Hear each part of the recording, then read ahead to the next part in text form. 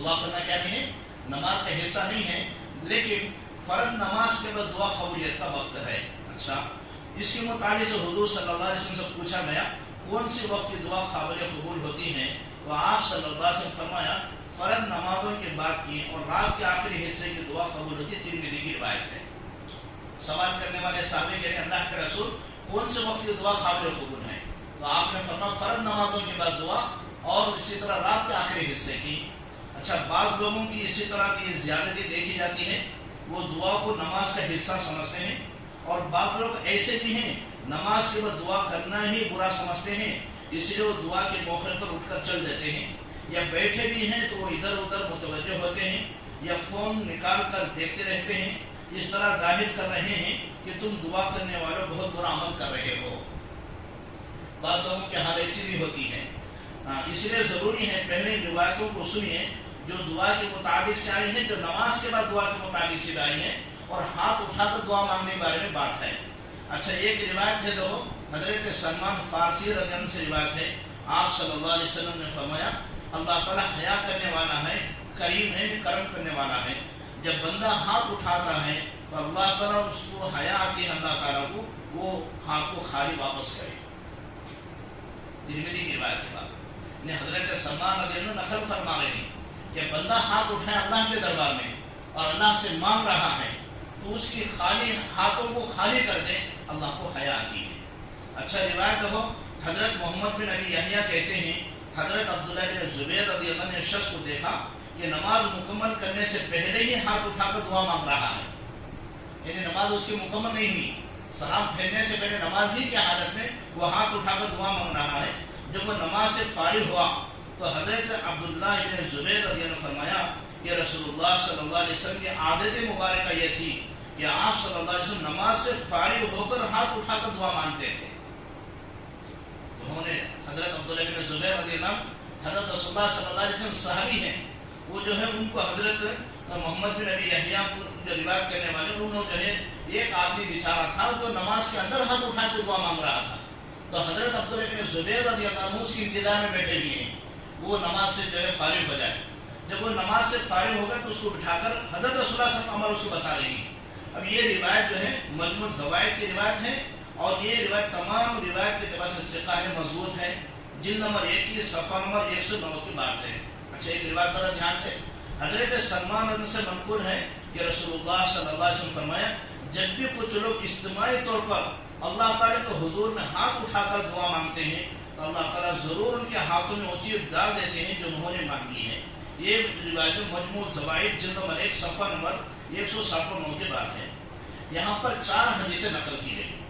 پہلی حدیث فرض نماز کے بعد دعا کی مقبولیت والی اور آخر رات کے حصے کی، اور دوسری جو ہے حدیث ہاتھ اٹھا کر نماز کے بعد مانگی جانے والی، اور پھر تیسری حدیث ہے فرض نماز کے بعد دعا مانگی جانے والی، اور چوتھی حدیث ہے چند لوگ جمع ہو کر دعا کی جانے والی۔ ان حدیث کو ہم مد نظر رکھتے ہوئے چند اخبار کی طرف ہم چلے جو علم والے ہیں۔ حافظ عبداللہ روبڑی صاحب رحمۃ اللہ علیہ فرماتے ہیں فرض نماز کے بعد ہاتھ اٹھا کر جو دعا مانگی جاتی ہے وہ شرعاً درست ہے، شرعاً شرعی اعتبار سے۔ عبداللہ روبڑی فتاوی اہل حدیث جلد نمبر 2 صفحہ نمبر 190 میں انہوں نے اس کو فتویٰ دیے۔ علماء اہل حدیث کے بہت بڑے عالم گزرے ہیں جن کا نام جو ہے حافظ عبداللہ روبڑی صاحب ہے، انہوں نے اس کو نقل فرمایا۔ اور مولانا ثناء اللہ عمر قصری رحمۃ اللہ علیہ فرماتے ہیں نماز کے بعد ہاتھ اٹھا کر دعا مانگنا بعض روایت میں ثابت ہے، اور اس کو بھی جو ہے فتاوی ثنائی نے اس کو نقل فرمایا جلد نمبر 1 کے اندر۔ اللہ کا فرمان ہے تم مجھ سے مانگو میں تمہاری دعا قبول کروں گا۔ دعا کرنا بہت اہم دولت ہے، اور دعا وہی کرتا ہے اور دعا میں وہی شامل ہوتا ہے جو اپنے آپ کو حاضر اور عاجز اور مسکین اور محتاج سمجھتا ہو۔ دو باتیں سمجھ رہے ہیں بھائی، دعا کس کی ضرورت ہے؟ دعا اسی انسان کو ضرورت ہے جو عاجز ہے، مسکین ہے، محتاج ہے، وہی دعا بھی کرتا ہے اور دعا ہو رہی میں شامل بھی ہوتا ہے۔ اچھا، یہ بات سمجھنے کی، لیکن جو لوگ دعا میں زیادتی کرتے ہیں وہ بدعات ہے جو جائز نہیں ہے۔ مثلا جیسے دعا میں فاتحہ بولنا، جیسے دعا میں ان اللہ و ملائکتہ یصلون علی النبی کا بولنا، اور دعا میں اتنی زیادتی کرنا کہ دعا کیے بغیر نماز ہی نہیں ہوگی ایسا کہنا، یہ ساری چیزیں شرعاً درست نہیں ہیں۔ ہاں، یا دعا نہ کرنے والے یہ کہنا کہ دعا ہی نہیں ہوئی یا دعا ہی اصل نہیں ہے، ایسا بھی کہنا یہ بھی ٹھیک نہیں، جس کے ذریعے ایک دوسرے پر بحث کرنا ٹھیک نہیں ہے۔ آخرکار یہ ہے کہ دعا کرنا سیکھیں اور دعا کرنے والے بنیں، اور صحیح طریقے پر دعا ہو رہی ہو یہ بھی معلوم ہونی چاہیے۔ کتنے ایسے ہیں، آخری بات میں ہماری بات انشاءاللہ ختم ہوتی، کتنے ایسے طریقے ہیں جس کو سرکار دو جہاں صلی اللہ علیہ وسلم نے ہر عمل کے ساتھ دعا کو جوڑا ہے۔ کوئی بھی ایسی چیز نہیں جو بغیر دعا کو ہو۔ اذان ہو رہی ہے تو اذان کے بعد کی دعا ہے، اذان سن رہے ہیں، اذان سننے کے موقع کی دعا ہے، کھانا کھا رہے ہیں، کھانے کے بعد کی دعا ہو رہی ہے۔ جب اتنی بڑی دولت نماز الحمدللہ، انسان نے اتنا بڑا عمل کیا ہے اور اس عمل کے بعد دعا نہ ہوئے کیسے بچ سکتا؟ اس میں تین باتیں سمجھنے کی ضرورت ہے۔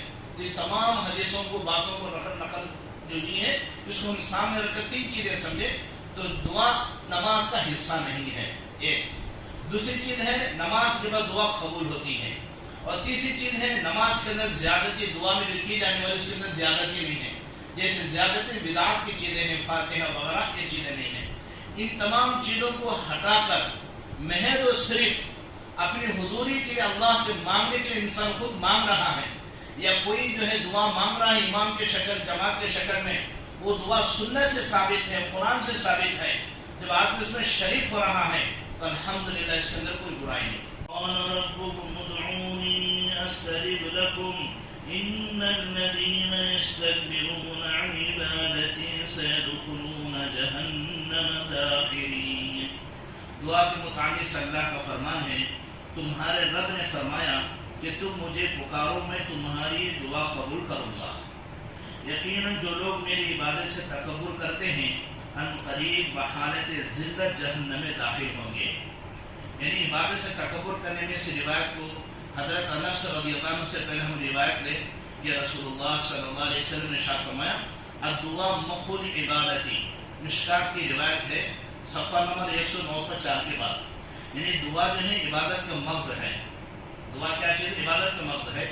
اور پھر اسی کے متعلق سے ایک جگہ میں بھی روایت فرمایا لیس شیء اکرم علی اللہ من الدعاء، یعنی اللہ تعالیٰ کے نزدیک دعا سے بڑھ کر کوئی چیز بزرگ اور برتر نہیں ہے۔ مشکات کی روایت سے ترمذی کے حوالے سے ہے، دعا سے بڑھ کر کوئی بزرگ والی چیز نہیں۔ اور حضرت صلی اللہ علیہ وسلم سے یہ بھی فرمایا من لم یسأل اللہ یغضب علیہ، مشکات کی روایت بھی، جو شخص اللہ تعالیٰ سے سوال نہیں کرتا اللہ تعالیٰ اس سے ناراض ہو جاتا ہے۔ سوال مطلب کیا؟ دعا ہے۔ تو انسان اپنی بھلائی اور بہتری کے لیے جتنی تدبیریں کرے، تدبیریں کوشش کرتا ہے، وہ دکھ و تکلیف نقصان سے بچنے کے لیے جتنے طریقے ہوں ان میں سب سے زیادہ آسان کامیاب والا طریقہ وہ جو ہے دعا کرنا ہے۔ نہ اس میں ہاتھوں کی محنت ہے، نہ مال کا خرچ کرنا ہے، بس دل کو اللہ رب العزت کے حضور کے لیے پیش کرنا ہے۔ اچھا، دعا کے متعلق سے بات ہوئی، دعا نہ کرنے والے میں بات کیا سمجھانے دو؟ جو لوگ دعا سے غافل ہوتے ہیں، گویا اپنے کو اللہ کا محتاج نہیں سمجھتے ہیں، ان سے بڑھ کر وہ لوگ ہیں جن کے دلوں میں خناس گھسا ہوا ہے، وہ دعا کرنے کو اپنے شان کے خلاف سمجھتے ہیں۔ ایسے لوگوں کے بارے میں آیت بارے میں فرمایا جو لوگ میری عبادت سے یعنی مجھ سے دعا کرنے میں اپنی ذلت محسوس کرتے ہیں اور دعا کرنے میں اپنے نہ کرنے میں شان سمجھتے ہیں، ایسے لوگ ذلت کی حالت میں جہنم میں داخل ہوں گے۔